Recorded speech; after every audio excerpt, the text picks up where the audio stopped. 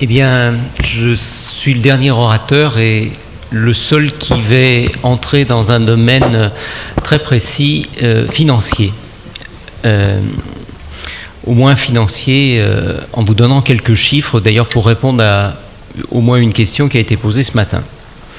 Alors, aussi une chose, le FIVA, c'est le Fonds d'indemnisation des victimes de l'amiante. Donc, contrairement à ce qu'on pourrait penser, ce n'est pas un nom féminin. Ce n'est pas la FIVA, c'est le FIVA. Pourquoi le FIVA? C'est une réponse institutionnelle au scandale de l'amiante de 96-97. Une des réponses à côté de l'interdiction d'utilisation, à côté de la pré-retraite amiante, à côté de la surveillance post-exposition ou post-professionnelle. Et c'est aussi par nécessité d'une certaine harmonisation territoriale, parce que même avant les fameux arrêts dont vient de parler Sophie et de la faute inexcusable à partir de 2002, il y avait quand même quelques fautes inexcusables amiantes. Il y avait une inéquité territoriale avec des tribunaux qui donnaient pour les mêmes maladies, selon que l'on habitait au nord, au sud, à l'est ou à l'ouest, des indemnisations qui allaient du simple au centuple. Alors comment? En fait, c'est un établissement public administratif national, un EPA, comme il en existe d'autres, qui a comme fonctionnement un petit peu le même que celui d'un autre que vous connaissez peut-être, l'ONIAM, l'Office national d'indemnisation des accidents médicaux, mais aussi le Fonds d'indemnisation des victimes de la chasse ou des choses de ce genre. Donc il fonctionne avec un conseil d'administration, évidemment, qui est présidé par un magistrat, soit un magistrat de la Cour de cassation, soit un magistrat de l'ordre administratif du Conseil d'État, soit éventuellement, pour l'instant ça n'a pas encore été le cas, mais ça pourrait être un magistrat de la Cour des comptes. Des représentants des partenaires sociaux, donc les syndicats de salariés et les syndicats d'employeurs, des représentants des associations de victimes et des personnalités qualifiées. Une direction évidemment, un service juridique, un service médical qui s'occupe de l'indemnisation, une commission d'évaluation des circonstances d'exposition à l'amiante dont je vous parlerai un petit peu plus après, et le financement de façon générale est assuré, je vous montrerai des chiffres, par la branche accident du travail maladie professionnelle du régime général de sécurité sociale, un peu par le budget de l'État et puis par les autres sources, et en particulier toutes les actions que le FIVA peut faire auprès des employeurs pour récupérer au titre en particulier de faute inexcusable l'argent que le FIVA a versé. Et au fil des années, ça devient une source non majeure, mais une source non négligeable en tout cas. Alors qui peut être indemnisé? C'est une indemnisation individuelle, là, hein. On n'est pas dans le préjudice d'anxiété où il y a quelques semaines, il a fallu monopoliser un amphithéâtre complet d'une université pour accueillir toutes les victimes éventuelles du préjudice d'anxiété qui venaient en groupe. Là, c'est un individu ou ses ayants droit déposent une demande. Donc, qui est concerné? Ce sont les patients qui ont été victimes d'un préjudice résultant directement d'une exposition à l'amiante sur le territoire de la République française. Donc, très précis. À la marge, ça peut être un peu compliqué parce que la République française a varié dans ses dimensions depuis la décolonisation en particulier, mais ce n'est pas... Voilà. Ceci dit, un individu qui a travailleur frontalier, qui a été ouvrier dans la sidérurgie au Luxembourg toute sa vie et qui vit en France, n'a pas un préjudice résultant d'une exposition sur le territoire de la République française. De qui s'agit-il? Plus précisément, il s'agit des patients qui sont atteints d'une maladie occasionnée et reconnue d'origine professionnelle. Les ayants droit, donc les ayants droit, on verra qui c'est. Je les ai déjà mis là, mais je vous donnerai quelques chiffres également. Alors, la procédure est relativement simple. L'exposition n'a pas à être prouvée. Et l'indemnisation est directement acquise pour les personnes qui ont été reconnues comme atteintes d'une maladie liée à l'amiante, c'est-à-dire d'une maladie professionnelle liée à l'amiante, quel que soit le régime de sécurité sociale. Le régime général, évidemment, le régime agricole, mais aussi tous les régimes particuliers de sécurité sociale. Ils sont nombreux. Il y en a en particulier pour des gens qui ont été exposés ou qui ont, pour certains d'entre eux, été exposés, les dockers, les personnels des ports, mais aussi tous les fonctionnaires d'État, de la fonction publique territoriale et de la fonction publique hospitalière.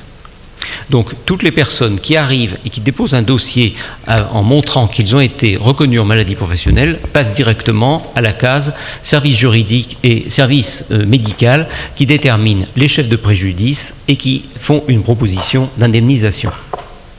Et puis, il y a une deuxième catégorie, avant que j'arrive à la troisième, il y a une deuxième catégorie qui sont, on en a un peu parlé ce matin, les personnes atteintes d'une maladie valant justification d'exposition à l'amiante. On va dire que par simplification, le législateur a créé cette catégorie qui n'est pas complètement fausse, hein, évidemment. On a vu les chiffres ce matin de lien entre le mésothéliome malin et l'amiante, mais par simplification, on a considéré donc que toutes les personnes qui étaient atteintes d'un mésothéliome malin, primitif de la plèvre, du péritoine, du péricarde ou d'autres tumeurs pleurales primitives étaient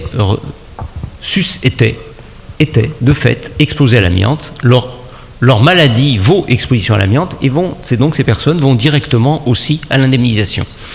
Il en est de même pour les personnes porteuses de plaques calcifiées ou non, péricardiques ou pleurales, unilatérales ou bilatérales, lorsqu'elles ont été confirmées par un examen tomodensitométrique.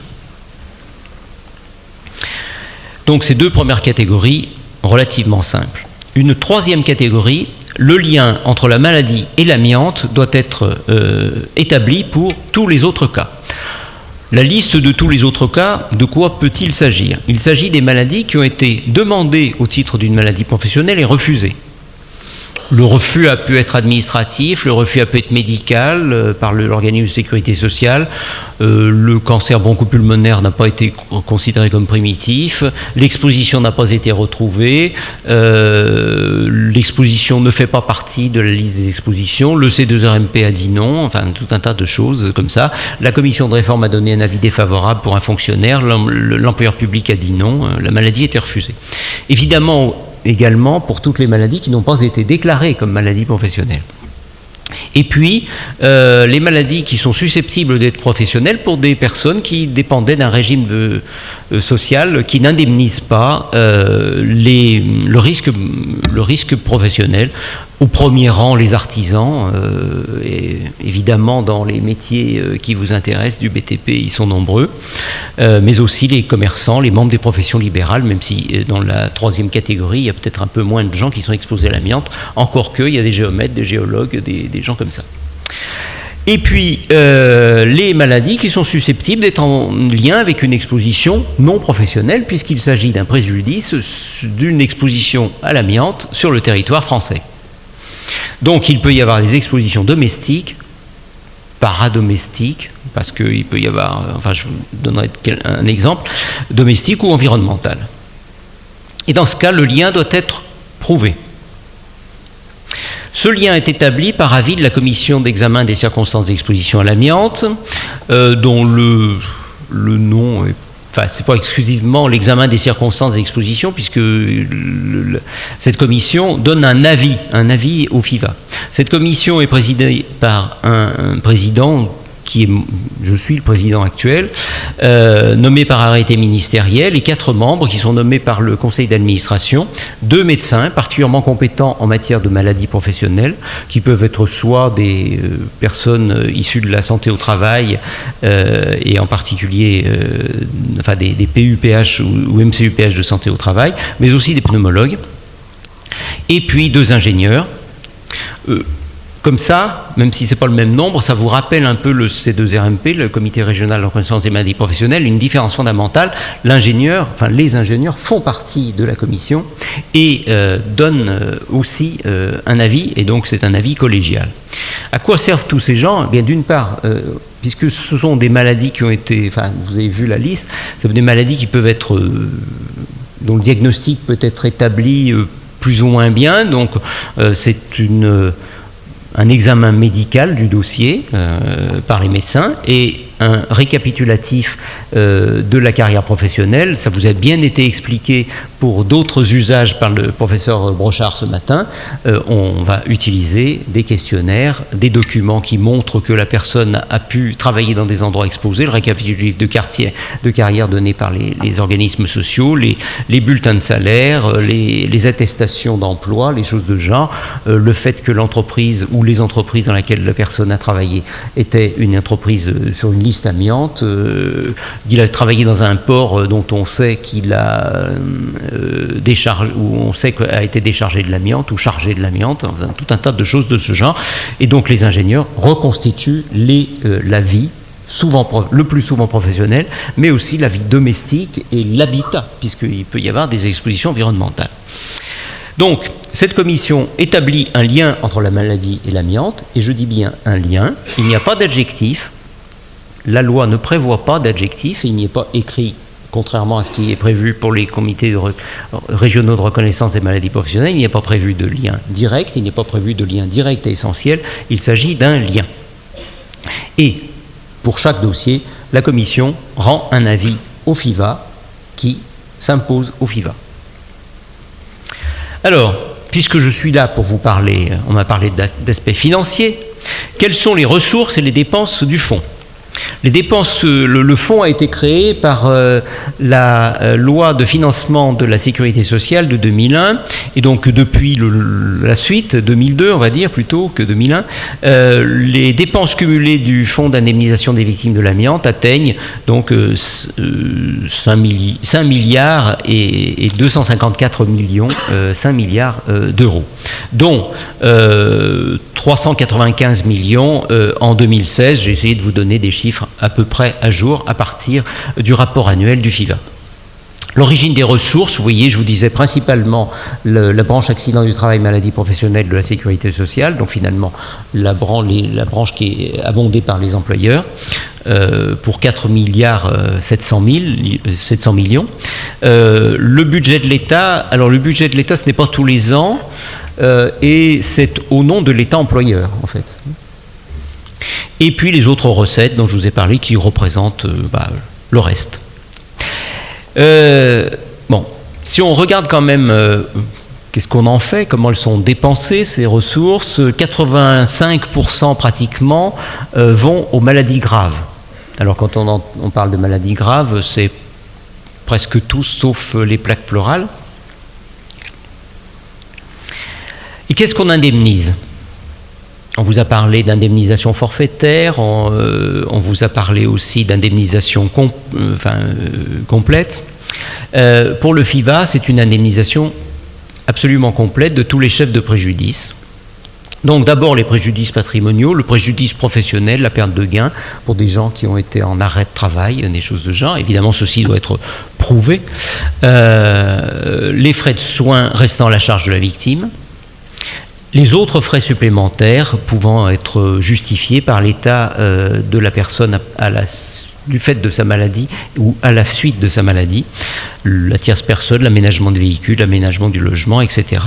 Et puis tout ceci doit être évidemment justifié sur le plan comptable, mais aussi pour les frais supplémentaires, justifié médicalement pour voir que ces frais supplémentaires sont bien en lien avec cette maladie prise en charge en indemnisation par le fonds.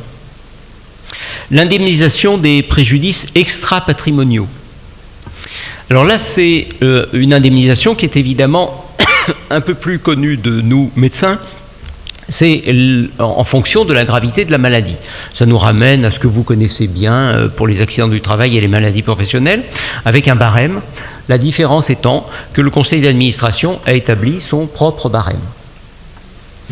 Donc le barème du FIVA, il est accessible assez facilement. Le FIVA a un site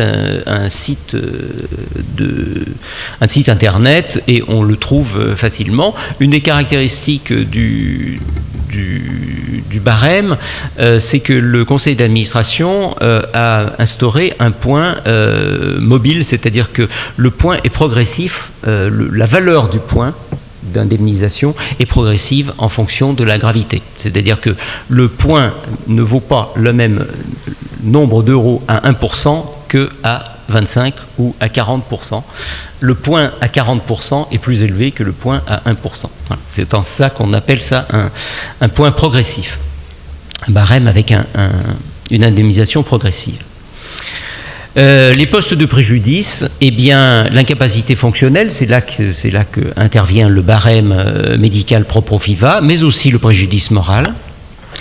Et puis, le préjudice physique, c'est-à-dire les douleurs physiques, le préjudice d'agrément et le préjudice esthétique, au cas par cas, évidemment. Ça nous amène aux déformations thoraciques, aux cicatrices et choses de ce genre. Quel est le flux des dossiers ? En 2016, en 2016, le FIVA, le flux des dossiers est plutôt en hausse, mais il n'est pas strictement en hausse pour les raisons qu'on pourrait penser d'augmentation du nombre de nouvelles demandes.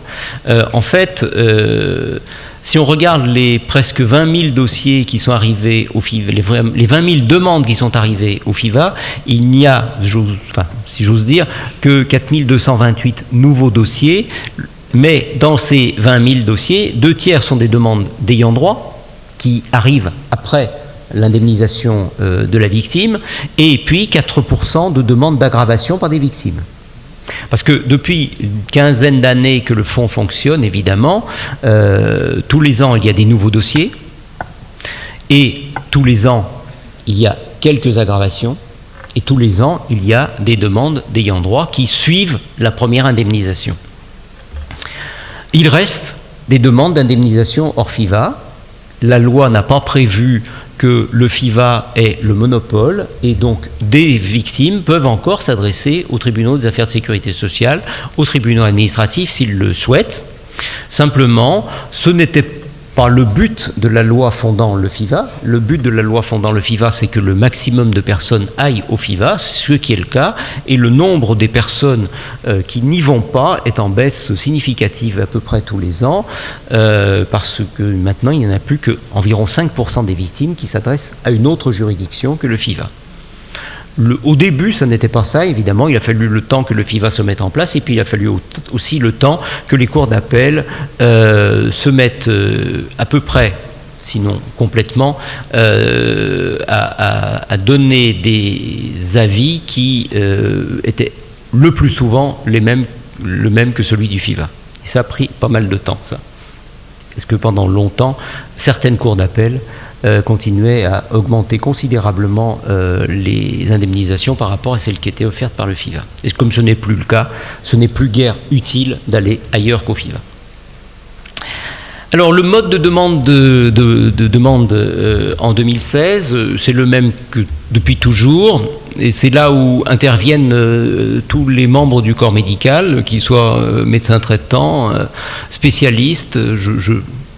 Je ne veux pas dire que je sillonne la France, mais il m'arrive très fréquemment d'aller parler aux pneumologues, aux oncologues, pour leur rappeler l'existence du FIVA, pour essayer d'augmenter ce que Madame Samings vous a montré ce matin, que en particulier pour les mésotéliomes, il n'y a pas, malheureusement pas la totalité des mésotéliomes qui vont au FIVA, parce qu'il faut faire la demande. Il faut donc que les médecins, le corps médical, soient en mesure d'informer correctement les patients. Donc la plupart des demandes arrivent directement par les victimes, 77%. La demande par l'intermédiaire d'une association ou de syndicat, c'est 3% à peine, et par un cabinet d'avocats, c'est une vingtaine de %. Cependant, le mode d'emploi, les documents à fournir, tous les formulaires, on peut les trouver sur le site du FIVA. Il y a une réponse téléphonique qui est en place de façon à ce que les demandeurs soient aiguillés correctement, et il y a même un contact par messagerie. Les bénéficiaires, en 2016, alors ça ne correspond pas aux demandes, parce qu'il faut un peu, évidemment, la réponse n'est pas strictement instantanée, malheureusement loin de là. 7328 victimes, 11 500 ayants droit. Je vous avais dit que je vous donnerais des chiffres sur les ayants droit, les voici. Donc, bon, les parents, il y en a peu. Les conjoints, c'est logique, il y en a beaucoup. Les frères et sœurs aussi, évidemment. Mais les enfants et les petits-enfants représentent les contingents les plus importants d'ayants droit. Essentiellement, ce sont des victimes professionnelles. Les autres victimes, vous voyez, enfin, très très peu. 28 victimes autres en 2016, c'est très peu. Ce sont donc toutes des victimes qui passent par la commission que je préside et qui peuvent être des victimes peu géographiques, mais ça arrive, c'est-à-dire habiter à côté d'une usine qui a beaucoup travaillé l'amiante. C'est le cas de quelques usines dans certaines vallées de la Normandie ou dans certaines banlieues industrielles de nos grandes villes. C'est un peu le cas pour des raisons géographiques, mais c'est comme très très marginal pour des gens qui ont habité dans le nord de la Corse. Et c'est aussi des conjoints qui sont surtout des conjointes qui ont, dans des temps anciens, lavé les vêtements de travail de leur époux qui a travaillé dans l'amiante, ou des enfants de gens qui ont travaillé dans l'amiante et qui ont vécu au domicile parental pendant X années. Les tendances des dernières années, c'est une augmentation des demandes pour les pathologies malignes. C'est une baisse de la proportion des maladies et des maladies professionnelles et des maladies valant exposition à l'amiante. Et pour la première fois en 2016, la proportion des victimes atteintes de maladies qu'on va qualifier de bénignes par rapport aux maladies malignes est passée sous la barre des 50%, puisque maintenant il n'y a plus que 45% de victimes qui réclament une indemnisation pour leurs plaques pleurales ou leurs épaississements pleuraux. Et donc, ça, par ricochet, il y a plus de maladies malignes. Alors, l'augmentation des indemnisations pour pathologies graves, vous voyez qu'en 2007, le taux de 5% était accordé dans 2/3 des dossiers, et en 2016, il n'est plus accordé que dans 43%, alors qu'en 2007, le taux maximum de 100% n'était donné que dans 17%, et maintenant on atteint 43% des dossiers qui sont des maladies graves. Pour le budget du FIVA, évidemment, c'est une indemnisation plus importante, mais ça montre aussi que le FIVA sert maintenant préférentiellement pour indemniser des gens qui ont été victimes de maladies malignes graves. Le délai. Le délai moyen de proposition d'offres satisfait enfin au délai légal de 6 mois depuis 2015. Bref, c'était difficile d'arriver à rendre le FIVA a mis beaucoup de temps à arriver à avoir un circuit d'indemnisation qui soit suffisamment court. Évidemment, les instructions sont données en interne pour que les demandeurs, les dossiers des demandeurs atteints de pathologies graves passent en priorité, et donc ça veut dire que les autres attendent un peu plus longtemps. Et le contentieux est en baisse ces dernières années, c'est un peu ce que je vous disais tout à l'heure, le pic ayant été atteint en 2009, mais on va dire que le jeu en vaut moins la chandelle d'aller faire du contentieux. Alors l'indemnisation en pratique, enfin, pour répondre aux questions qui ont été posées ce matin, une indemnisation, une rente pour 5%, c'est ce qui est donné en général pour les plaques pleurales, c'est 474 €. Alors là, je parle de la rente donc annuelle. Le montant d'une rente de 100%, c'est près de 19 000 €. L'allocation pour préjudice de décès de son conjoint, c'est 23 900 €. Le préjudice d'accompagnement du conjoint qui décède, c'est 8 700 €. Et ça veut dire que pour une victime en vie et pour une victime décédée, le montant total, en mettant tous les préjudices patrimoniaux, extra-patrimoniaux, pour une victime en vie d'un cancer bronchopulmonaire, vous voyez qu'on arrive à peu près 96 000 €, et pour une victime décédée à 170 000 €. Le montant d'indemnisation pour les plaques pleurales est en gros de 19 000 €. Ça dépend un peu de l'âge et ça représente évidemment la rente, mais tout le reste aussi, tous les autres chefs de préjudice. Et évidemment, sont déduites des sommes versées par le FIVA, les sommes qui ont déjà été versées par les organismes sociaux. Ça veut dire que quand je vous dis qu'une victime d'un cancer bronchopulmonaire décédé touche 171 000 €, on en déduit ce que la Sécurité sociale a donné. Et évidemment, les rémunérations d'éventuels intermédiaires, associations de victimes ou avocats sont à la charge des victimes et doivent être déduites des sommes que ces personnes ont reçues. Mais c'est une affaire entre l'association, l'avocat et la victime. Le FIVA n'en a que des rumeurs. Voilà, je vous remercie de votre attention.